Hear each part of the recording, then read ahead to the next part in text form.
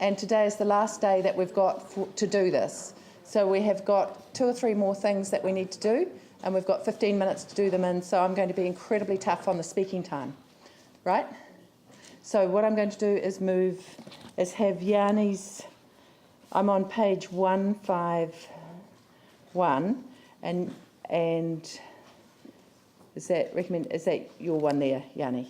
Yep. The compromise we got to is we'll leave the deletion of the community housing mechanism, and so we'll delete that role, but we'll leave in the role that applies to the EDM, which does set an expiry date. So which one do you want to take out?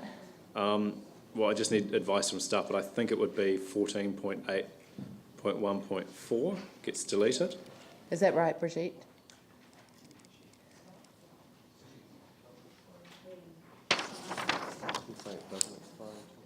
So which one do you want to take out, actually? Which one do you want? Is it the expiry, the sunset clause? Yeah. So for the community housing one, we remove the expiry on that one from 2018, but we leave the expiry for the EDM at 2018. Right. Okay, everybody clear? Okay, so Yanni's moved, Pauline seconded. Those in favour of that, please say aye. Aye. Those opposed? Declare that carried. Right, okay. And then we have a separate one that I'm told about on 6.3 further down. Actually, if we just go back up to 6.3, that Leanne wanted to vote on that separately. Is that right? This 6.3 approved the recommendations table. Some people want to vote against that. Am I right? Well, no. Let's do it now. That covers all, doesn't it? That covers the whole lot. Okay. So here's the other way of doing it. No, stay there, guys. Excluding Appendix 7, temporary earthquake recovery activities and the officer's reasons for recommendations 14 and 15. Is that? Well, can you work out what you want so that we can get it voted? We had an amendment just a minute. Just been discussed right. to that. Okay. So, the officer's proposal was that we extend the temporary permit out to 2019. Yep. There's been some discussion around a compromise position of agreeing to the extension but to 2018 rather than 2019, so just for a further 2 years rather than 3. We need to put these changes up there, so we will draft something to go up in the recommendation. Right, okay. Okay, if you could do that, that would be excellent. What else have you guys got, remembering that we've got 15 minutes before we lose a quorum? We still have 3 more things to go through. One is the urban design, which is critical to you all, and assessment criteria standards. And the third thing is something on subdivision. I think it's important that you spend some time on urban design and assessment criteria. It's in relation to the residential chapter. Okay, so do you want to give us 3 minutes on urban design, because you've got Scott, 15 in total? Very quickly around the urban design, we've undertaken. Tell the page. Sorry. This is at page 100. Initially at page 135, where we have in relation to recommendation 6, suggested some tweaks and changes to the standards. Very quickly, I'll get Ekin to talk as quickly as you can about the relationship between the urban design, the general urban design, and the bulk and location standards, and why we've elected to change some of the standards, but not change the urban design assessment. Yep. Yes. Hi, it's Ekin. It's the Nike backwards Ekin. Now, basically, what I'd like to highlight here is that we've suggested mainly 4 small changes to the rule set. However, the link here is what we haven't changed. So this is in light that we haven't changed the urban design assessment, and we haven't changed we're not proposing to change the urban design assessment trigger, which is at 3 units.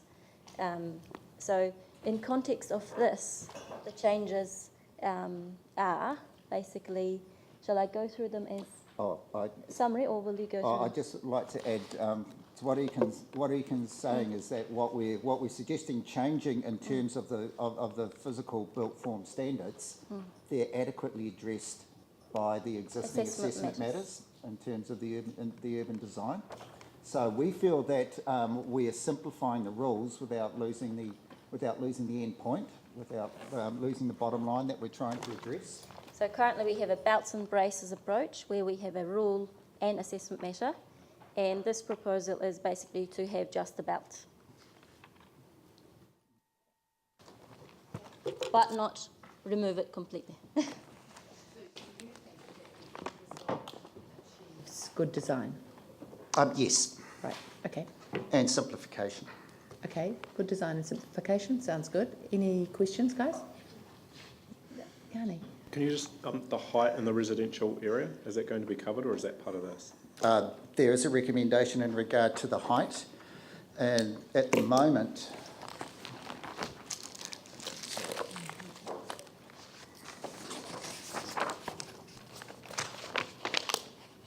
there is a rule, there is a diagram associated with the rule that really needs, I think, somebody with a PhD in maths to work out how it works. Where essentially it advocates, or it looks for different roof slopes depending on the height of the building. We're simply saying that we can simply standardise that to a standard height limit of 9 metres in the residential medium density zone, but with a bonus of an extra 2 metres if there is a roof, a pitched roof of at least 22 degrees over the top of that. So instead of having to, I think, fight your way through this rather complicated diagram, it's simply a blunt statement that says 9 metres with an extra 2 metres if you have a pitched roof. So, Correct. yes. Okay, cool. 9 metres is generally 3. So no change, actually there's no change to the height limits. It's simply changing how we express it. This Okay. has always been the case, that we've always allowed 9 metres plus 2 metres allowance for the roof. The diagrams were, I think they were initially put in to be helpful to show people what kind of pitch they would need to fit into that 2 metres. But we find that it confuses people rather than helps them. So we're simply removing that part. The standard remains pretty much the same in terms of height and how many stories you can put in. The Minister hasn't asked us to make any changes and specifically about height limits, but the general direction in the comments were to review the rules to reduce the complexity as best we could. Having particular regard to the Order in Council, it is about streamlining, Right. simplicity, and those kinds of matters. If we look at the last page of attachment 1, which is the Minister's comments. But even without those, making it understandable to people That's seems a right. desirable aim. That's right. Yep, we're all happy? Uses clear, concise language and is easy to use. We're all happy? Okay, cool. Next one. Very, very quickly as well, we're recommending that rules that relate to tree and garden planting in the residential suburban zone and the residential medium density zone be simplified. And that page is at 135. And what's the impact of it? Because it's quite... Effectively, some of the finer grain rules have been removed. The finer grain rules. I'll let Ekin speak first. It's all gone. So the 2 main bits that are dropped from the rule, that are proposed to be dropped from the rule, are the requirement of landscaped area, minimum landscaped area by entrances, and requirement for number of trees per site area. And they're both addressed in the urban design assessment matters. So we actually address the entrances. So the reason behind requiring landscape by entrances were to increase the definition of entrances, especially in multi-unit developments. Cool. So because we have the urban design trigger that kicks in at 3 units, we are actually able to assess whether entries are well defined or not in multi-unit developments using the urban design assessment matters. So this is what I was alluding to before, that keeping that assessment matters and the trigger allows us to actually address this without needing a rule. Excellent. And there is no distinction between the type of tree, so it could be a fruit tree or it could be a nut tree or any of those things? Could it? It can be any sort of tree? It can. There are very broad descriptions around trees, so they have to be a certain height, but yes, they can be fruit or nut trees. Great. So there's nothing in here that stops No. any food forest development? No. Cool, that's good. Excellent. Any other questions, guys? If not, what's your next one, Brigitte? Yes. Sorry, very quickly, there are 2 window setback rules, or 3 window setback rules, each in different sections of the plan. And I'm once again at page 136.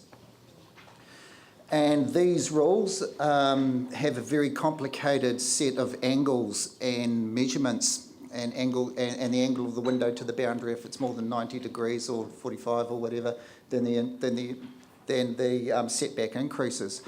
We've looked at it and just felt that all of those rules can be vastly simplified by just requiring a 4 metre setback for a window from a boundary. And so the purpose of these rules is to maintain privacy on adjacent properties. So we figure our assessment is for a 4 metre setback on one side and perhaps a 4 metre setback on the other, then there's sufficient distance between these windows to ensure privacy. So it is the simplest way we can find of dealing with it. This again just simplifies it so that a normal person can understand it. Yes. That's correct. Right. No problem?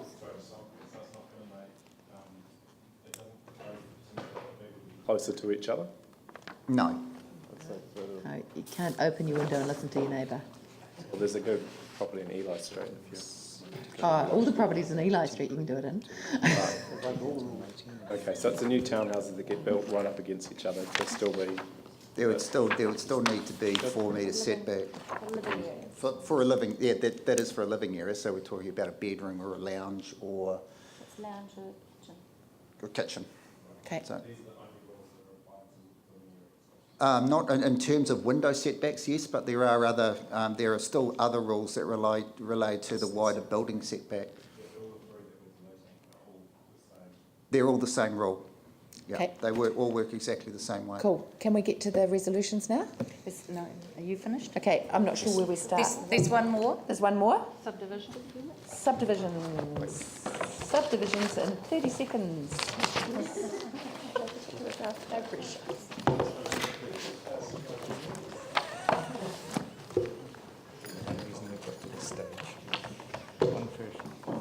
Hello, I'll be quick. You're right. Page 124 at the top. So the Minister's comment was that there's no policy direction in the subdivision chapter that is specific to recovery or rebuild. So there is some in the strategic directions chapter, and there's some generic policy stuff in the subdivision chapter that would do the job, but they've said, can you please put in some recovery and rebuild specific policy? So I've suggested some wording there in the fourth column to address that. Does this change very much? Not really, No. no. But it satisfies the Minister, and it makes no difference there's no negative consequence of doing that. Okay. And you're having particular regard to the Minister's comments? Yes, that's right, what we're doing. Yes. Okay, everybody happy with that? Cool. Can we put the resolutions now? Andrew. I just want to come back to the notification issue on page 197, which we discussed, and there was some debate at that time around removing notification requirements and thereby removing one aspect of people to have some influence over what happens in their neighbourhoods. I'd like to propose that we don't remove the notification requirements as shown on page 197. Okay. Okay, so have you got an amendment that relates to that, Andrew? I'm not sure where it comes in the resolution. We probably need to put something that's an amendment to the resolutions as they. Well, just word it so we can vote on it. Okay?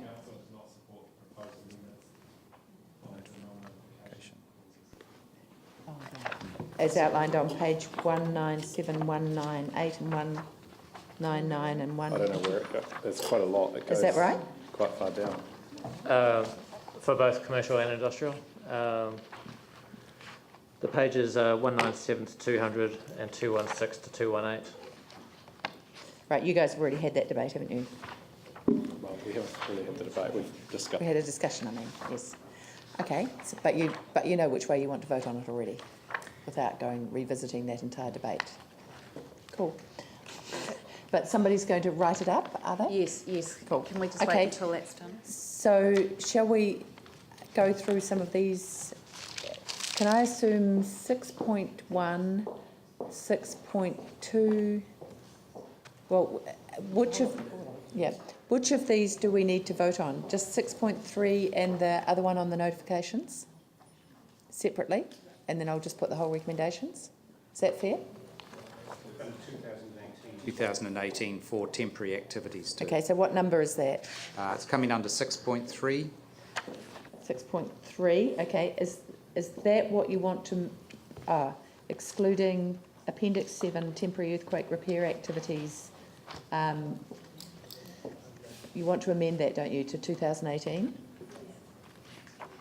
Perhaps we could scroll up because we're actually still putting some of them in, so they're not all there. Okay, take 2 minutes to get them in Yeah, the form thank that you. you want, and then we'll vote. I wanted to raise. One is the financial costs.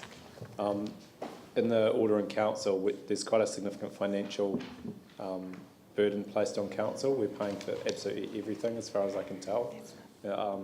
But we're not going to be able to influence that, and certainly we're not going to be able to influence it in a district. No, but plan I'd like review. to know how much we've got budgeted and what the expected costs are. Right, you can ask that Because I from don't Brigitte want or another Flying, building or from consent. Mike. Yeah. Yep. And then the second Brigitte thing might is, want a weekend off. I really like the idea that we would actually do our own statement of expectation, because I feel really uncomfortable with the one that's in the Order in Council. We've never approved that, but you know it's in legislation. But I don't know at what stage we actually set clear what our expectations are of the So district. don't we have a visioning statement at the front of the district plan? 'Cause we did and it- we've already agreed to the order in Yep. council. We gave our approval through to the review panel, through the mayor's letter, so we can't change that. We Okay. can't put in our own statement of expectations. We do have our strategic direction chapter and the introduction chapter. Need Okay, something just if we to can't do explain. it, Yanni, I can't do it. No, but I think there needs to be something that explains what that is, so that people who are making submissions actually know. Well, Because it as is I a new recall, thing. we had a meeting where we actually wrote what our vision was for the district plan. Yes. And we changed it quite Yes. some time ago. And then clearly there's a different one from the ministers, but that won't surprise you. So I don't know where we need to change any of that. What I would like to do is vote on these before people leave, because we're about to lose a quorum while you go and say goodbye to Mrs. Tan. What? Well, I don't mean a long debate either, I just want to make sure we get this Yeah, right. yeah, I do too. Yeah, I think they're hanging in so that we can vote on it. we do just need to get this right, so we have got Yeah, several no, people. I appreciate that. Sorry. It's all right. It's all right.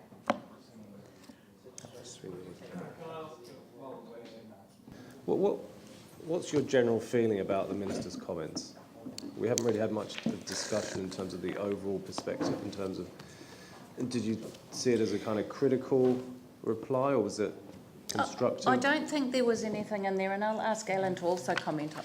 There was nothing in there that surprised me, and I think certainly it has added value to some of our chapters with respect to clarity and ease of reading, and I definitely think it has assisted the chapters. The matters that we have recommended to you not to make any changes on, I think there is very clear and good reasoning about that, and on the basis of good resource management argument. I do wonder sometimes whether some of the paragraphs or recommendations were written through a lens of the SUR Act, the Canterbury Recovery Act, Canterbury Earthquake Recovery Act, rather than an RM lens. But we have responded to those as we've talked with you today, and I think the officers have been very open-minded about what they can and can't change, and On that basis, I would have to say I'm very pleased with what's come through to you. We have spent a lot of time having particular regard to the OIC, so no surprises, and we have taken the opportunity where we can to make amendments. So in terms of the Minister's feedback on our response, they'll be comfortable with that? Beg your pardon? So in terms of the Minister, in terms of having due regard to their comments, will they be comfortable with our responses, do you think? I can't respond to what they will think. They, of course, have every right to put submissions in when the plan is notified, and no doubt they will have regard to the responses and the reasons why we have decided not to make changes, and they will need to have their own legal advice as to our reasons, whether they accept them or not, or put in a further submission. And then it will be up to the hearing panel, an independent hearing panel, to weigh those arguments. Did you want to say anything? No. Okay, thanks. What was the reference to climatic effects? Oh, to include it back in to one of the assessment criteria, I think it was, for industrial areas. Good. Okay, are we good now? It's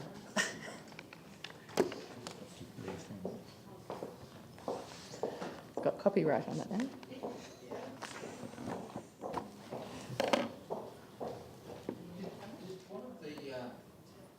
Didn't one of those succeed the other? We're just trying to work out the CHRM and the EDM. Was that terminology changed at one point? No. Still got both.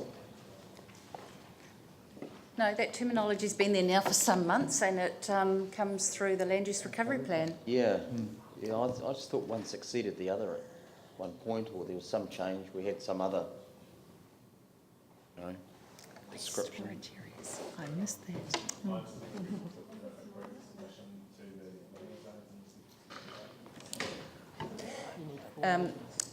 We will need to come back to you on what submissions we're putting into our own plan. Part of the recommendation is to approve those two tables. The one that the government are currently consulting on? Oh. Living zones in the central It city. was my understanding that the submissions committee had the delegated authority to authorise that submission when we met, I think it was 2 days ago, or late last week. And it was going to be subject to what happened today? Oh yes, that was going to be around the height limits discussion that we've just had.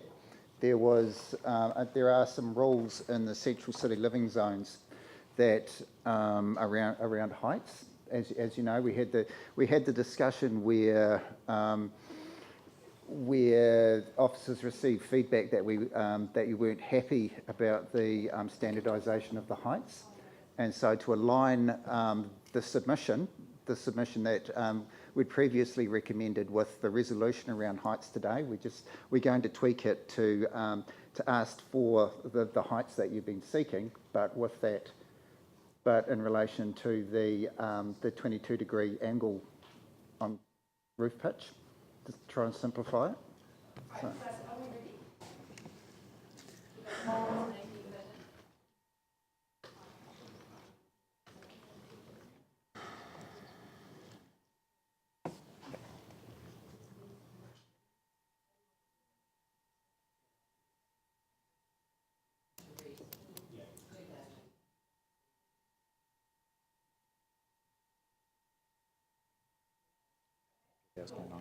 Yep.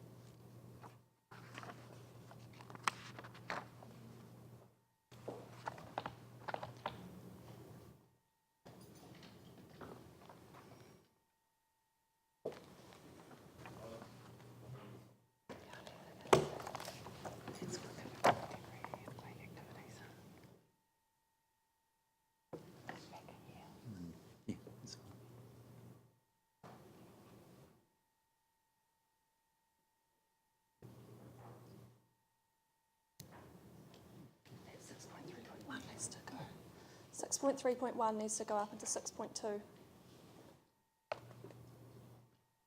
6.2 though is all about these minor changes. No, I don't think it is. 6.2. 6.2 is about attachment 4. 6.3 is to send it to the ministers as reasons. 6.3 doesn't really mean much. 6.2 is important. Lynn's comments down in the draft recommend table. Refer attachment 4. No, it should be attachment 5. That's what I'm saying. This Okay. should be attachment 5. Under 6.2, there's a wrong reference, a wrong attachment reference. It should be refer to attachment 5. That's correct.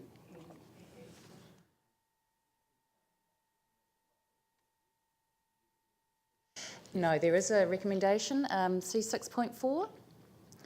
6.4, approve the minor errors to be made in stage 1 chapters before notification. Yep.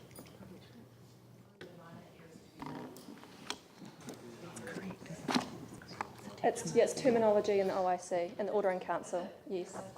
Attachment 5 is the draft table. Yeah, to be amended. That's fine. Right, so 631 gone up. Yes, you see? No, that needs to go up, yeah. Oh, yeah.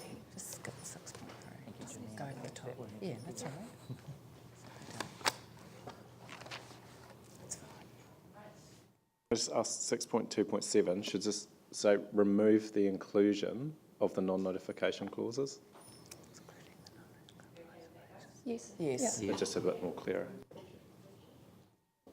Exclusion. Is there a resolution here that we need about community No, it boards? should be just remove the non-notification clauses. Yeah. Oh, okay. Can you just make that remove the non-notification Yeah. clauses, please? yes. Yes.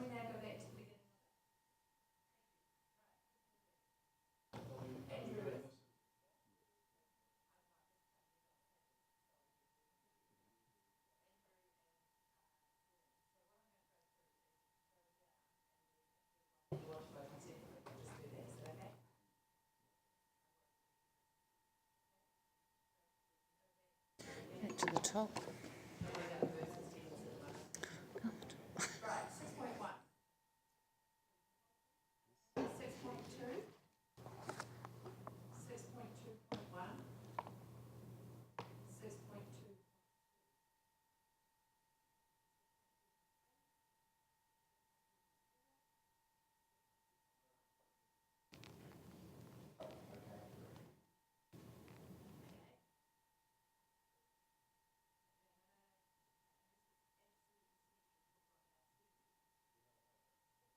I thought we were doing it a different way. We weren't changing the date. We were actually setting up a separate process to look at the temporary ones. Correct.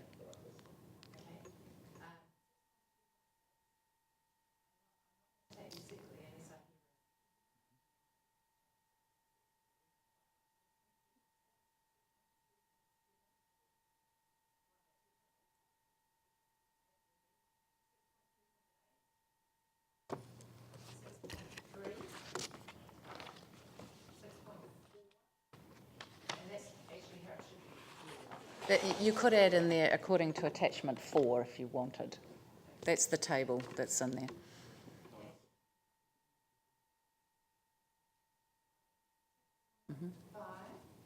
Just there, Madam Chair, the B and D in that second to last line there will just need to get the right number reference in there for you. There isn't a B and a D. Yeah. Yeah, thank you.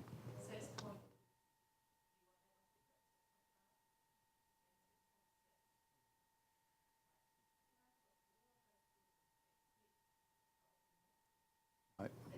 Yes.